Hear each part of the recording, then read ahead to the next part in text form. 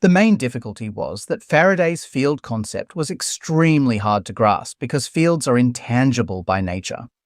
Today, we take for granted that concepts like electric and magnetic fields are fundamentals and cannot be reduced to something else. But it was far from obvious for the scientists at that time. Static force, as charges were not moving. Because, in Ampere's and Newton's approaches, one object's motion can be affected by another object even without the two being in physical contact.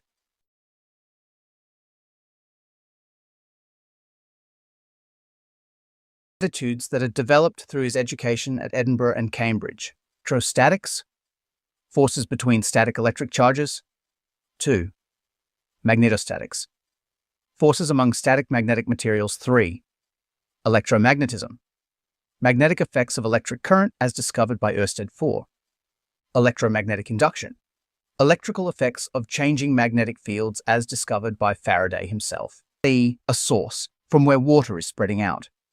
The divergence at that point is positive, and you have a sink where the water is coming together.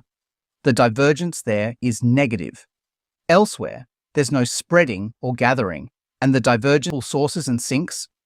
Divergences are used everywhere in fluid dynamics, electromagnetism, and vector calculus. Suppose you drop a tiny twig into a flowing river. If the twig starts spinning in place, there is a curl at that point. The possible fluid is that its divergence is zero. This allowed Maxwell to immediately write down the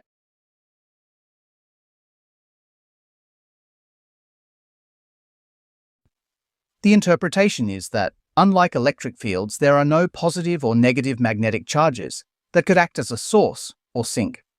Magnetic poles always come as a pair. Divergence of the electric field is equal to the charge density. This is the second Maxwell equation.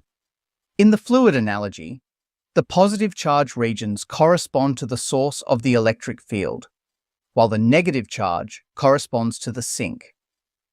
These two equations are also called Gauss's law for electric and magnetic fields, though Laplace was the one who first wrote it. I agree.